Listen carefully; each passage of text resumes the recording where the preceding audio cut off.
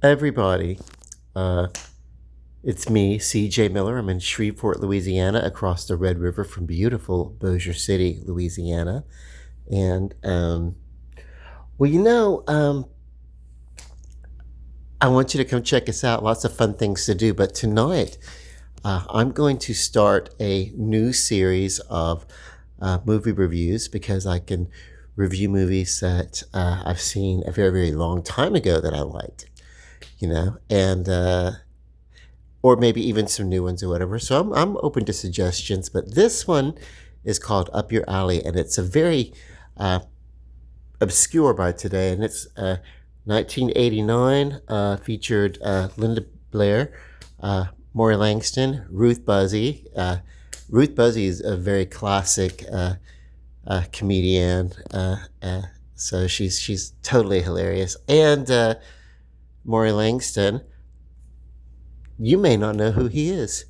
He might be unknown to most of you, because he is in fact a character called the Unknown Comic, and so this movie is hilarious. He is not the Unknown Comic in this movie. Uh, this was initially, it was going to be a sequel to a movie called Night Patrol, which came out, I want to say around 1984, 85ish, whatever. But as a matter of fact, I went to see it with my family, but the humor in that movie would not translate in today's more sensitive and more aware uh, comedy. This movie is a little bit more sensitive, albeit, some of it's still like, you know, uh,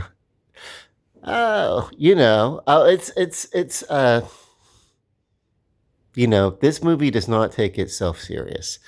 It does up your alley. It basically talks about the plight in a very comedic, joking way of the homeless community in this metropolis city, uh, and not metropolis of DC, but it's a metropolitan city, and you know, uh, I remember seeing this when I was oh my god, I was still in high school when I saw this. Uh, but I was about to be out of high school. But yeah, it says here that it was made in 1989. That seems about right. I saw it on VHS. We rented it. This is when these movies were being made and they were going direct to video. And the reason why is because the drive-in movies had dried up, and even uh, the you know we had these movie theaters. We had one called the Joy Cinema in town, and it would catch all the movies that, as they were leaving the theaters, because we didn't have, in the 70s and 80s, we didn't have streaming. We had cable, but it took 2 or 3 years for a movie to come to cable, uh, if it played in the theater.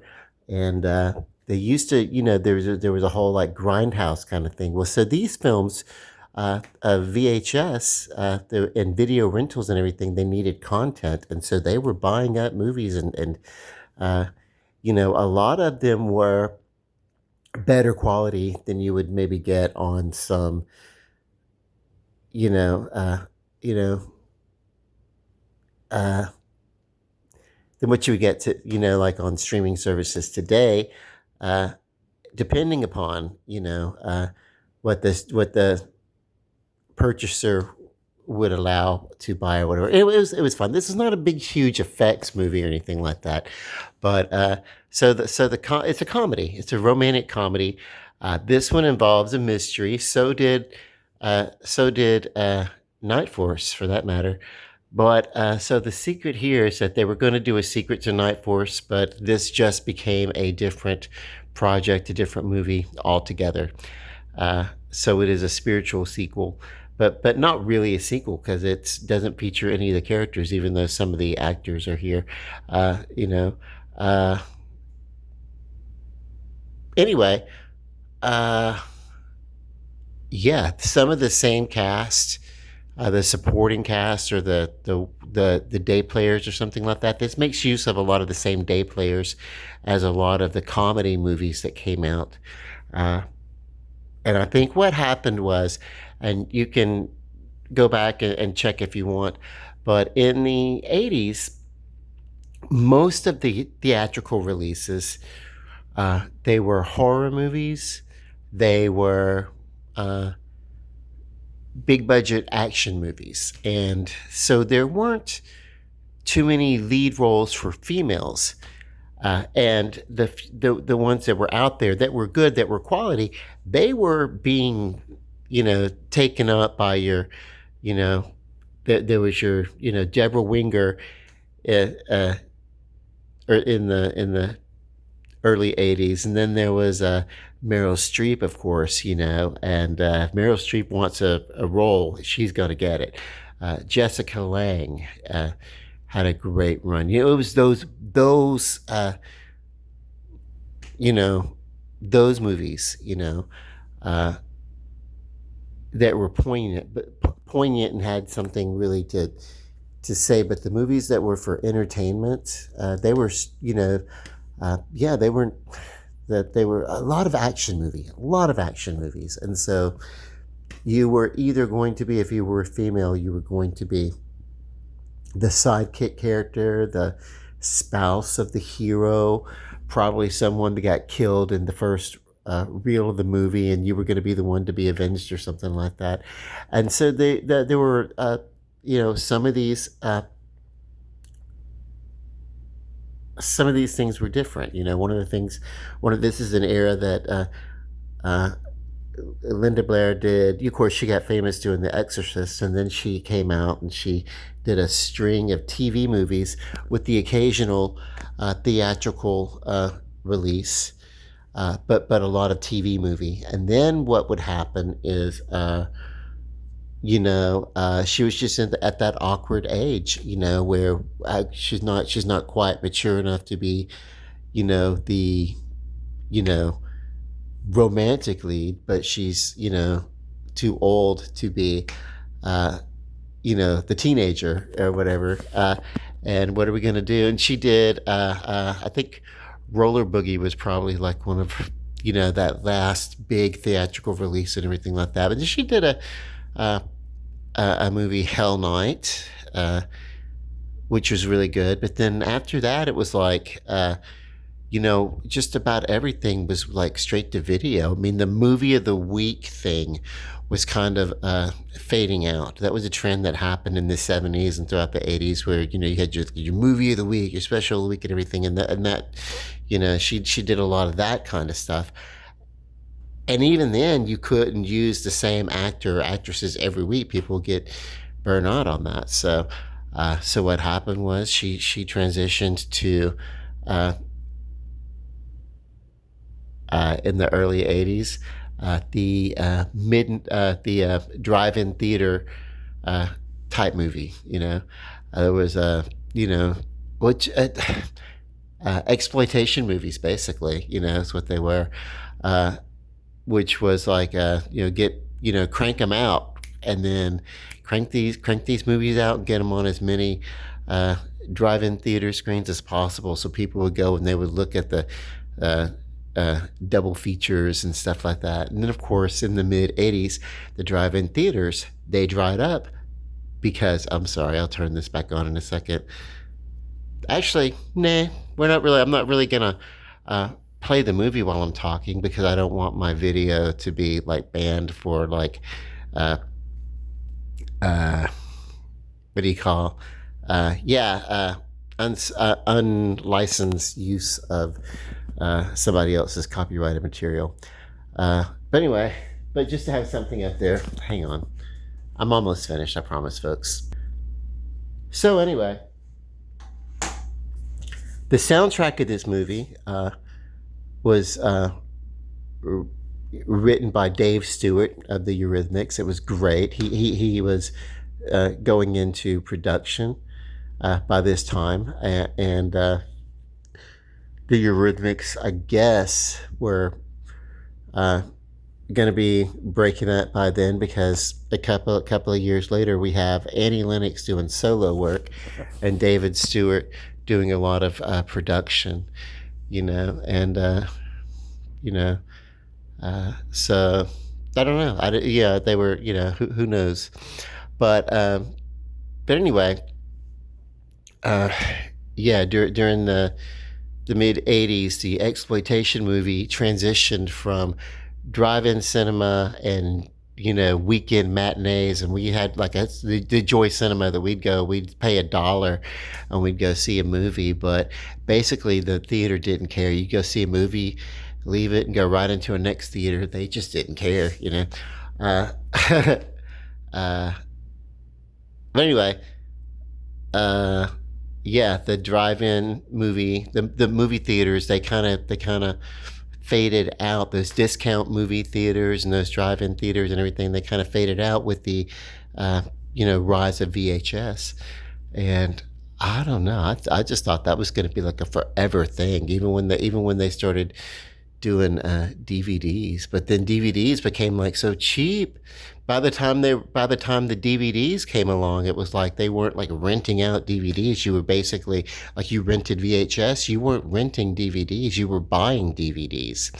So home ownership of movies.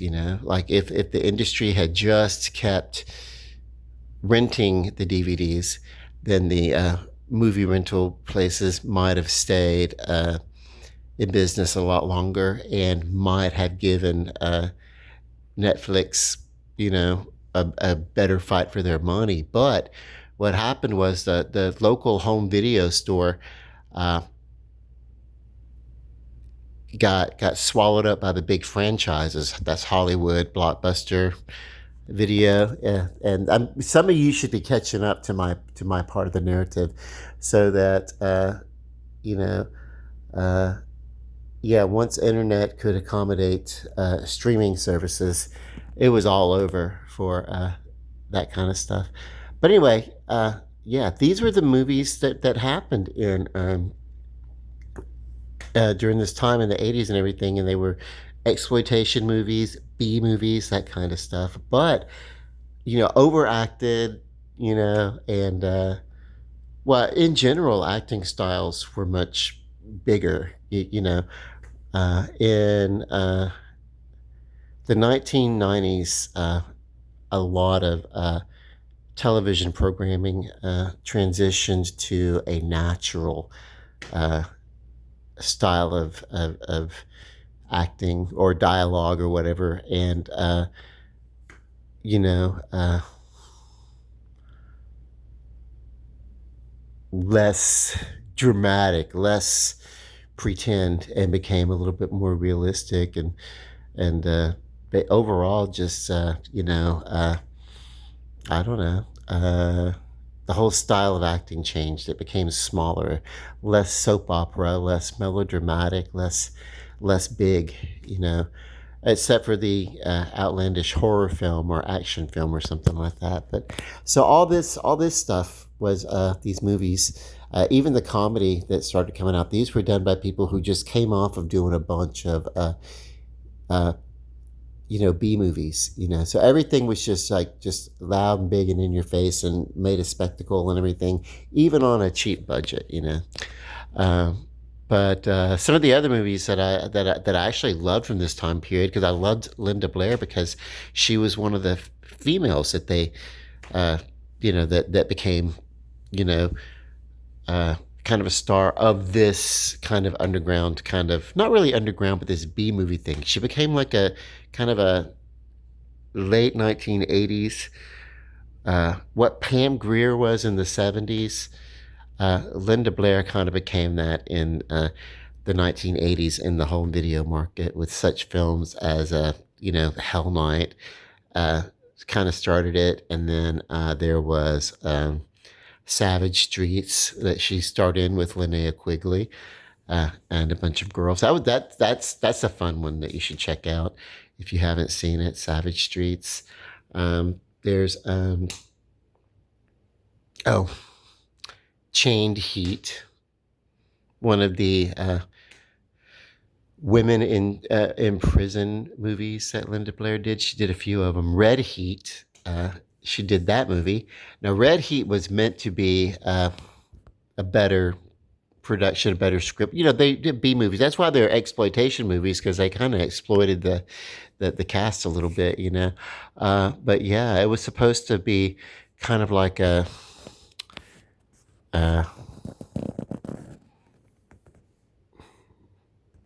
Midnight Express kind of thing, or whatever. Like it was supposed to be a more thought out prison movie, and it was supposed to make some sort of a statement, and instead it fell into cliche. For instance, the co-star of Linda Blair was Sylvia Christel of the Emmanuel, softcore late night Skinamax movies or whatever. So, uh, yeah. But let's see what else that she did. Oh, she did a movie called Night Force, which was great. If you can see that movie, it's wonderful. I loved these movies. Obviously, The Exorcist was just one of these movies that I heard about when I was a little kid, and then as I got older, I was a little too spooked out to watch it, and I wouldn't watch the movie until one day when I was like 15 years old, and I know that it's not scary to a lot of people, but we were raised Southern Baptist, and I'd read the novel, and the novel is like really terrifying. So I finally got around to watching the movie and I just didn't sleep at that night. I was like, this is not no, it's like I didn't even want to be like alone. So I went back out and slept on the couch instead of sleeping in my bed that night. But yeah. Uh, and then what happened after that was I don't know. Uh, didn't I didn't realize all the that's what I knew of Linda Blair. I didn't know until later, because some of these TV movies started getting replayed on, like, your Turner Broadcasting and the TBS kind of stuff. You get that, and it was like, well, these are kind of cool. But at the same time, the video, the VHS movies and everything started getting played on uh, HBO, previously known as Home Box Office. Um, like, did y'all know that's what HBO was? Home Box Office.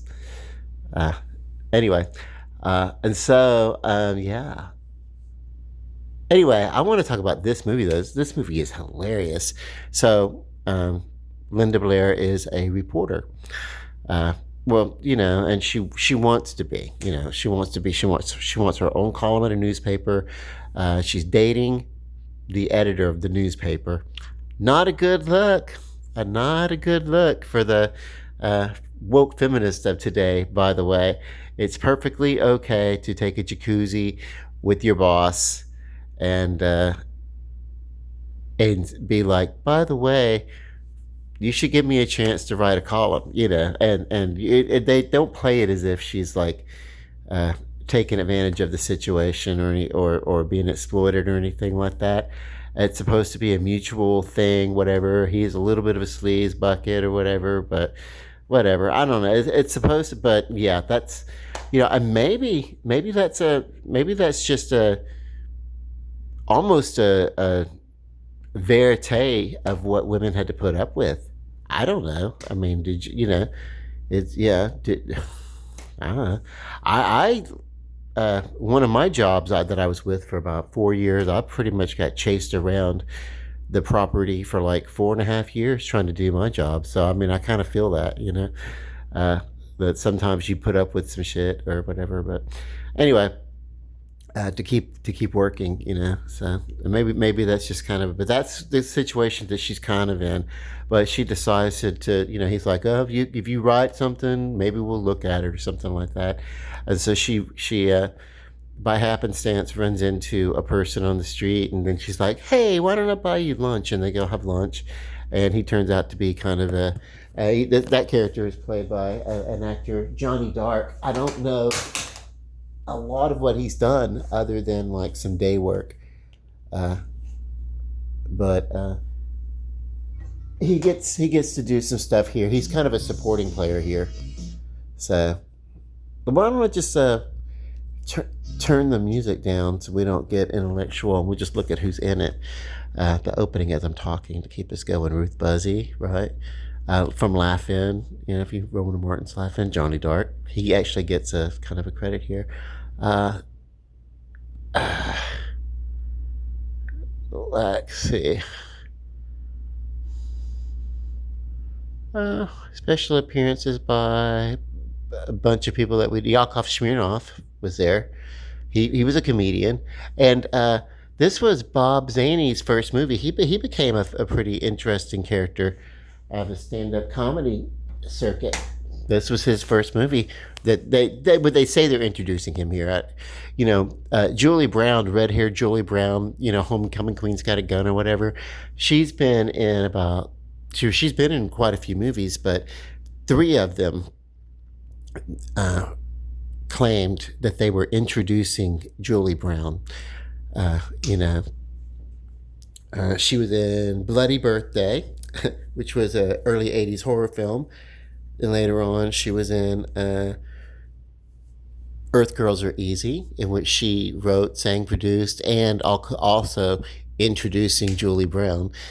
But no, that was, by that time she wasn't introducing anything because she was very famous. So why would you be introducing someone who's famous, already? When you're introducing someone, they're not, she was, yeah, anyway.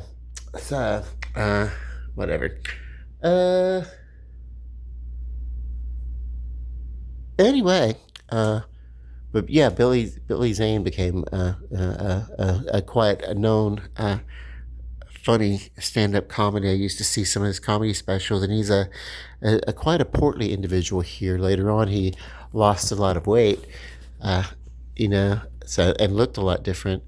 But let's see what else. Okay, so yeah, so the character and the name of the character that Linda Blair is playing is Vicky, and she's the reporter, and she's having lunch with Johnny Dark's character, and he's not quite in touch with reality. So this, and it's a little comedic scenes ensue, and the best line of the whole movie, I think, gets delivered by Johnny Dark in this movie, where some lady is like, looking at him with a little bit of disgust in the restaurant, and she's like, "Oh, how disgusting!" She literally says that, and he's like, "Yeah," and she's like, holding her a table where she's about to have lunch, and he's like, "Just remember, lady, I've got more fucking spoons than you'll ever have," and then he like snatches her spoon out of her hand and runs out of the restaurant. It's kind of hilarious, but also this movie in its comedic way kind of leans into every stereotype that you could possibly think about people who live on the street. Um, you know, um, so in that way, it's topical and it really doesn't address anything. But also, this is a comedy. It's not meant to take itself too serious. But yeah, I can believe in the sincerity of it, though. And the reason why I can believe that is because what Linda Blair does today is that she spends a lot of time with what she calls the Linda Blair World Heart Foundation, which is fundraising to um, awaken people to the idea of animal rights and uh, human humanitarian treatment of animals. And her philosophy is the better we take care of the animals, uh, then we'll take better care of our planet and we'll take better care of each other. It's a very, yeah. Um, she's got kind of a, you know, that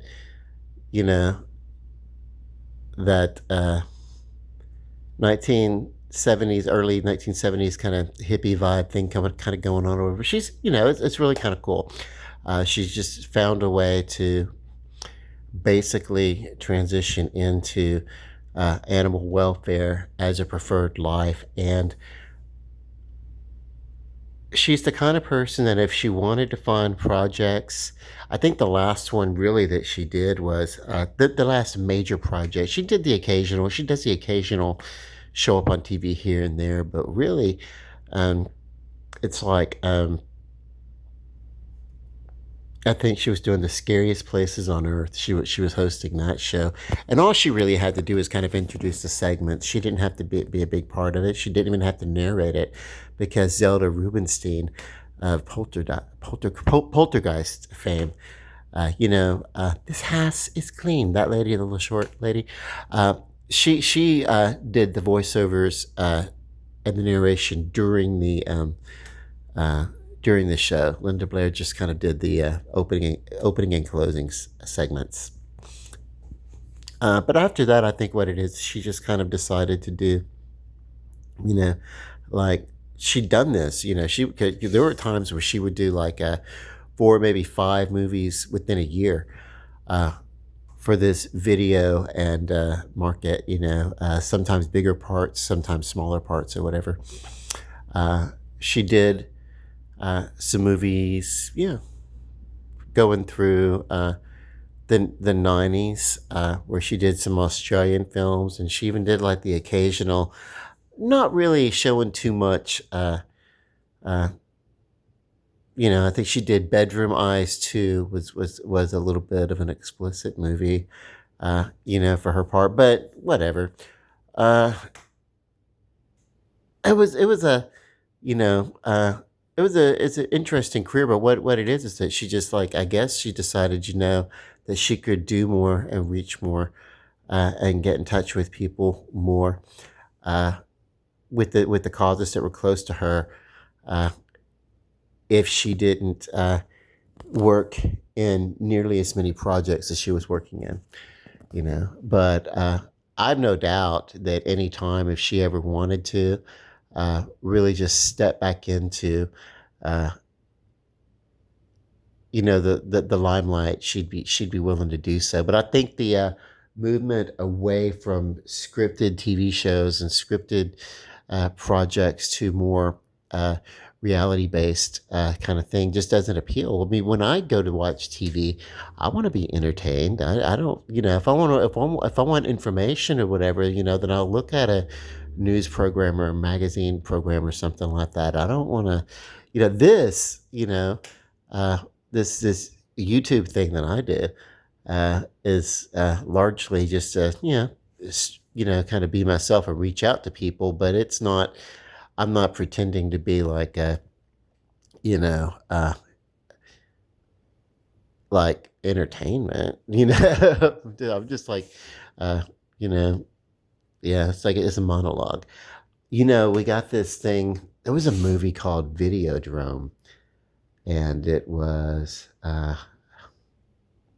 James Woods, and Deborah Harry was the female lead from Blondie. Debbie Harry. And this was in the early 1980s. And the premise of that movie is that the new form of communication would be the monologue. We'd be communicating through recordings. Back then, it wasn't instant. They would send it on a tape to each other or something. This person would send out the tape. They would only communicate the head of the organization or whatever. So it was one of those wild, trippy rides. Videodrome. Check it out if you haven't seen it. You'll love it.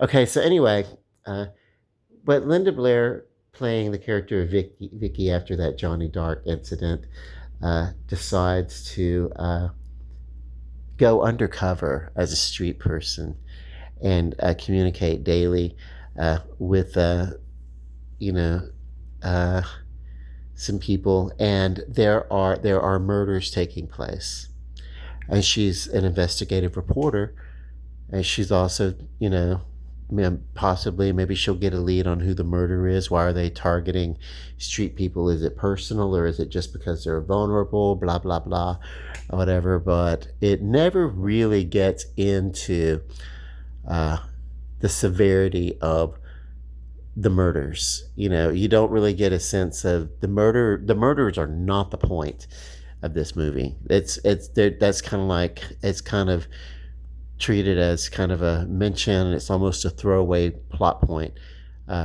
so that the two leads can, get together if they're going to get together. Which is Maury Langston's character, and is he gonna is he gonna uh, are they gonna get together or are they not? And of course, it's a romantic comedy, and of course they are gonna get together. Spoiler. But this is a fun movie. It's a fun movie if you can get past some of the outdated humor that may be uh, a little bit uh, stereotypical, uh, and and like I said, knowing the work that Linda Blair is doing today, I can imagine this subject matter probably was approached with the best intentions on her part to be a part of this. And she didn't even write it. Maury Langston wrote it. But I mean, I think they thought maybe they could find some humor and then also look a little bit at the you know uh, street life and kind of provide a little bit of empathy for people in that situation. But it's worth it. Uh, would I give it a rating? Oh, let's see. Yeah, I'm gonna rate it R for rewatching because it's something that I would rewatch. I am about to rewatch it. I've seen it. As a matter of fact, I used to own a video uh, recording of it when Hollywood was closing its doors because Netflix was kicking their ass and they were selling off everything. One of the things that I bought was a VHS copy of this movie. A lot of these movies are lost if they don't show up here or some sort of free streaming service or something like that. A lot of these VHSs did not make the transition to DVD. A lot of those DVDs did not make the transition to video recording. And so if someone's out there, maybe they can do a recording of a VHS or something like that for uh, posterity. I don't know if for preservation. I call myself a writer. I don't even know how to talk. Um, yeah. So at this point, they're having this conversation. Sonny here is new. This is Billy. Oh my God. Yeah. And so, but his character is Sonny. And he looks like he's wearing a Domino's pizza shirt.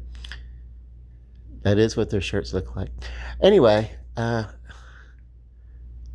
so I'm gonna rate it R because I would rewatch it and I will say the things over and over again. The murders are not graphic in this movie, by the way. They're not like without oh, but they're not the point of the movie really. Okay, um, they're just a plot device. Love and light, peace, and tune in to see what happens. Good night.